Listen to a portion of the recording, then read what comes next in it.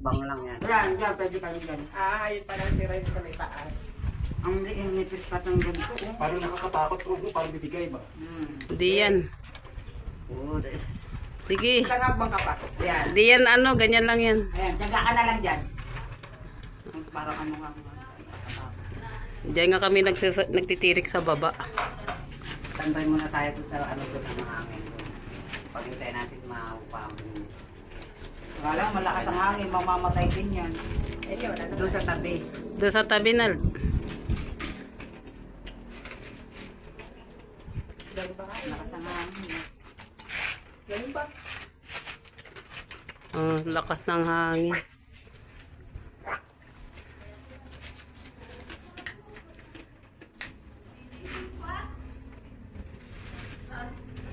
Para kailan lang ano. Tayo nalinis ka na ba nila eh?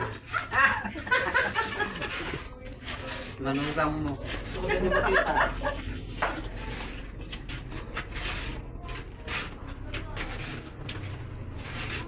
Nanay, din yung lapid, hindi rin niya inaanohan eh.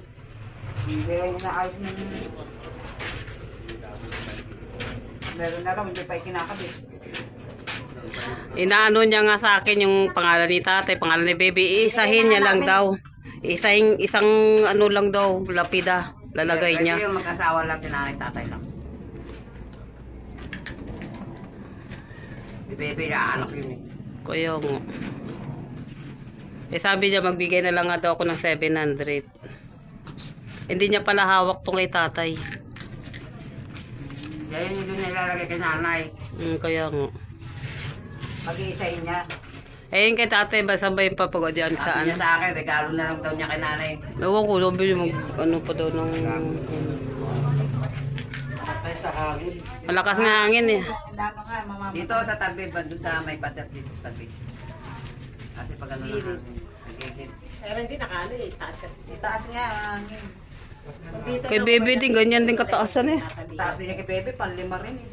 Pang-5 din. Sila. Si nanay, kung anong tataas na, si nanay. Kasi Siya ang baba naman. Kasi nga hindi siya makakaingin na walang hawakan. Dapat Kaya doon na siya sa baba. dapat ang gawin nilang hagdan yung bakal. Pagkaroon nga dun dun. Dun o. Ayan. Awa na magtitirik na nasa taas. Yan. Tabi mo pa. Yan, iarang dyan sa kapader. Yan.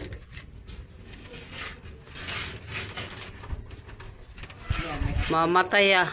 Mamatay na. Lakas ng hangin.